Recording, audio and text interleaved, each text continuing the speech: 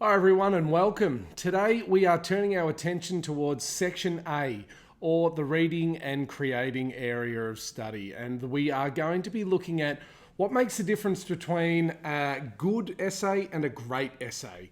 And so this video is going to take a look at three aspects of writing a text response essay, and we are fully aware that there is more to it than just three things that go into writing an essay, but we just want to leave you with three things that you can be thinking about when you're looking through your piece to think about, where can I go to the next level and what is it that I could be doing that perhaps I'm not doing right now?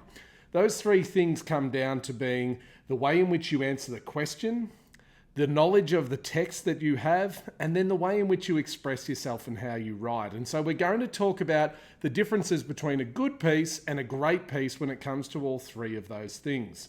And so first of all, we have the question. And whether it's the SAC or the exam, you'll be thrown two questions that you need to respond to. And the manner in which you can really dive in and answer and respond to those questions is going to dictate how far your piece can be rewarded. And so when we look at pieces that are good, solid pieces that are middle of the range and doing okay, they often fall into the trap of looking to prove the question. As in, the question has been asked in a way where they are looking for an answer to it and looking for you to go forward and show all of your knowledge. But the student has just said, yep, I agree with that premise. Paragraph 1, paragraph 2, paragraph 3, all three things are going to prove that the question is right. 1, 2, 3, I'm done and I'm out of here. And whilst that is technically answering the question, obviously there is the potential for us to go further than that. You want to make sure that you're not just in and out and saying, yes, I've answered the question, I've given you some evidence that shows that what you said in that question was true, and so that's it, I'm done and I can't answer it any better. Have a think about what that looks like. That if you have just got a different character for each paragraph, for example, that might be some advice that I would give to a student that's really struggling with text response. But if we're looking to really improve beyond the middle, then we need to make sure that we can do things like that. And I'll explain to you how that's going to work. Quite often, these good pieces will look like a 1, 2, 3 essay, in that they'll have a character or an event that proves that the question's right in paragraph 1, a different character or event or group of people for paragraph 2, and a different character or event for paragraph 3. And what we end up with there, obviously, is just this 1, 2, 3, not much thought about the question, pretty much just saying, yep, the question's right, and let me show you how right it is. And so that leads me now to what happens when we look at the great text response essays and what they are doing.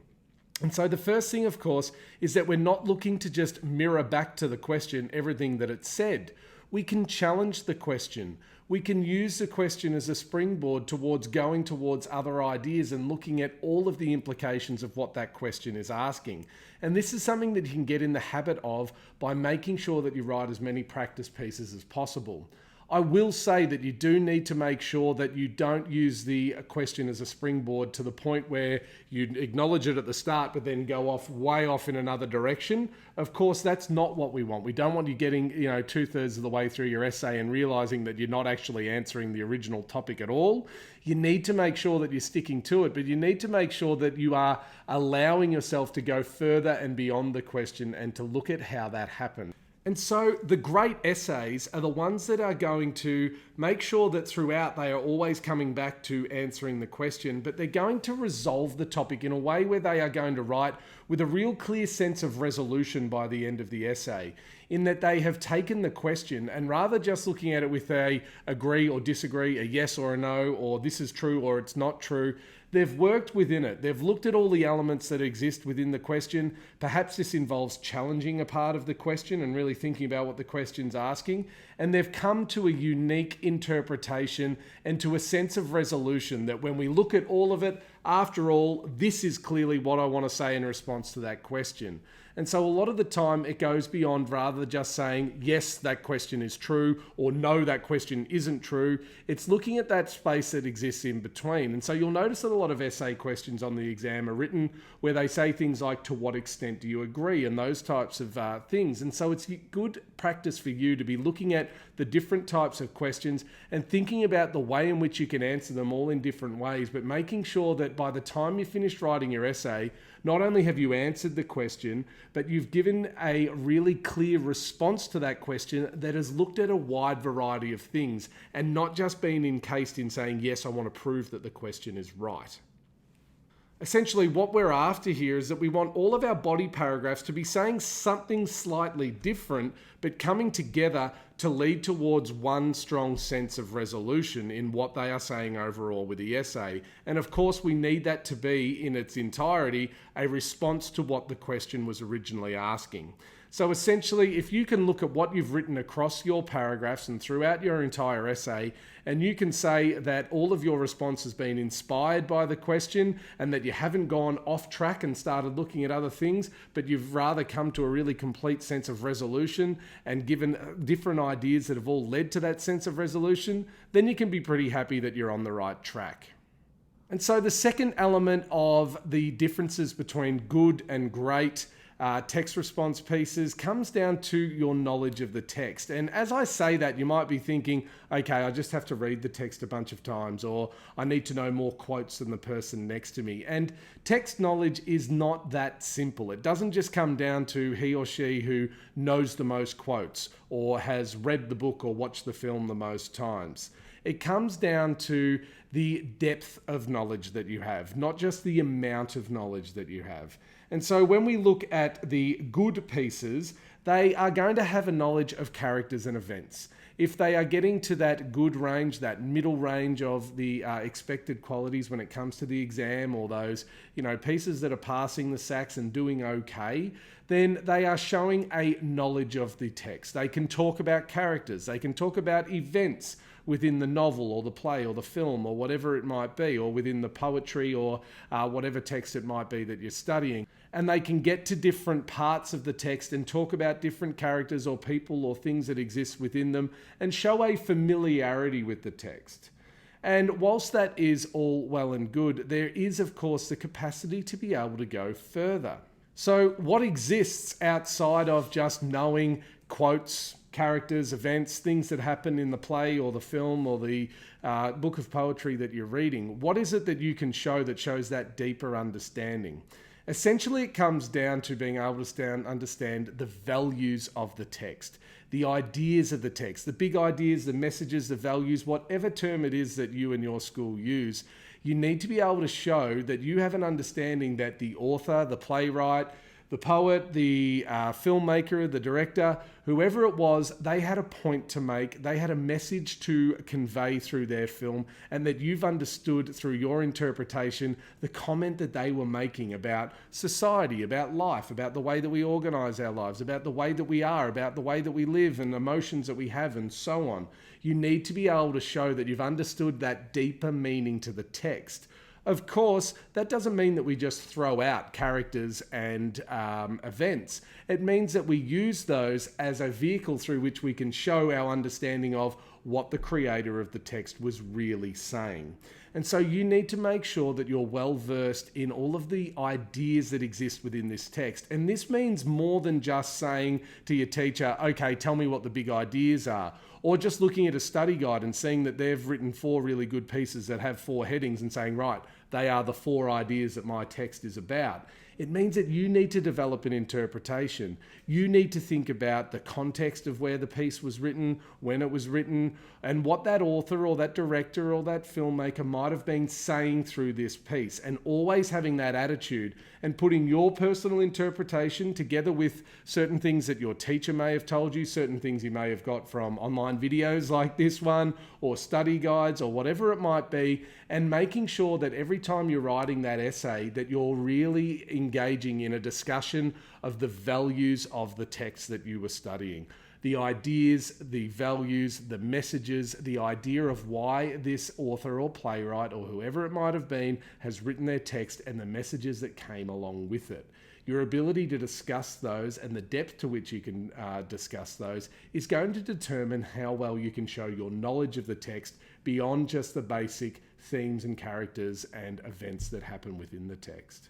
Essentially, it's your ability to analyze the messages of the text and the underlying ideas that are being explored through this text and what the creator of the text is saying about life and the society that we live in that is going to differentiate you from the people that are writing those good essays like we talked before that are just using quotes and characters and events to be able to prove that a question might be right or not.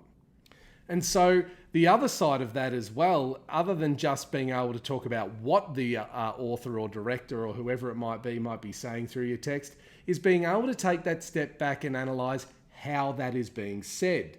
And so with this, what I'm talking about is the structure of the text, structural elements, literary elements, symbolism, these types of things that have been used, the language that has been used by the author, the film techniques that have been used by the director, the poetic devices being used by the poet, whatever it might be. It could be stage directions if you guys are studying a play. But the ability to be able to take that step back and not just be able to talk about the context and the values and the ideas that are being expressed through the text, but also being able to show that you have a unique understanding as to how the creator of that text got those ideas across is something that shows that deeper knowledge and deeper understanding. As I said to you before, quotes, characters, and events aren't something that I want you to throw out the window, but they are often symbolic. If a student can only engage in those three things, they are symbolic of a student that hasn't got that deeper knowledge. And if you are thinking about how you can improve your essay writing when it comes to Section A or your reading and creating SAC with these ideas, you need to be able to show an understanding of construction of text. Being able to take that step back and be able to talk about how the text is being put together and what the author was looking to do so that you can get to those messages and those values and ideas. And so essentially, when we're talking about being able to show a greater knowledge of the text, it means more than just being able to talk about the characters and the events and just knowing the text really, really well. That deeper knowledge is going to come from the what and the how. What is the author saying? What are the values, the ideas, the big messages that they're getting through their text, and how is the text being put together in a way that's allowed them to convey those messages? If you're engaging in sentences that are starting with the author or the creator of the text, if you're starting those a lot of those sentences with their surname and you're talking about what they've done and how they've done it, then you're going to be on the right track. Of course, you need to make sure that the content after that is of a high quality. But if you're making sure that in every paragraph you have a discussion of the text that is answering the question, showing thought about the question, going to different places with the question, and always coming from this element as to what was the creator saying and how were they saying that, then you're going to be on the right track to really lifting your score when it comes to this section on the exam or in your SAC. And finally, I need to talk to you about your ability to write with great clarity and fluency and to be able to write with a really great sense of expression. And now this is something that of course gets judged in every area that you write upon when it comes to English as a subject. And so many times there are students that think that by the time they get to year 12, they're locked in and they're either a good writer or they're a bad writer and there's nothing they can do about it. And that is a myth, 100% myth. You need to make sure that you're engaging in practice pieces, that you're working with your teacher, that you have your eyes open to steal sentence starters, that you read in sample pieces, that you're open to new vocabulary that might allow you to be able to discuss text in a deeper way, that you look at pieces from previous years that have scored highly and you look at the way in which they've put their essays together and you start to emulate that. That anytime you read a piece and there's a form of vocabulary that you don't quite understand, that you do the work to make sure that you do understand it so you can get comfortable using it. Good writers don't just fall out of trees. I'm not going to lie to you and say that everybody is the same type of writer and that there's some that just work harder. Of course, it comes more naturally to some people, but it doesn't just end there. You can work on your ability to express yourself in a more fluent and more clear manner. And it's something that the students that do a lot of it find themselves being able to fall back in really good habits if they practice them enough so that when it comes to SAC or exam time, they're ready to go. Take a look at some of the other videos that we've got here on the channel where we have really direct tips about how you can write with better expression and how you can really tie your writing together. And so that brings us to the end of today's video. And so a couple of things that I want to reiterate to you, that when you are getting ready for Section A on the exam, or you're getting ready to write your analytical text response SAC, that you are making sure that you're really thinking about three key things. The first of them, the question. Are you really engaging with what the question is asking? Are you making sure that you're sticking to the question, that you are working within the bounds of the question, but that you are bringing in ideas and showing that really unique response that is inspired by the question, and showing a contention that is inspired by the question, but is not just saying, yes, it's true, and here's three reasons why. Knowledge of the text. Have you always approached the text from a vantage point of thinking about who the creator is in terms of what they wanted to say, and then how they said it and how they put it together? And is that visible throughout all of your work? And finally, your expression, as we just talked about, and your ability to practice the way in which you express yourself so that you're writing really slick paragraphs that make it easy for your teacher or the examiner to read. Thanks very much for watching. Please hit like if you've got something out of today's video. Take and explore through the rest of our channel. There are lots of videos here to help you out with your VCE journey. Ask questions down there in the comments. We love to respond to those to help you out a little bit further. And until we see you next time, good luck.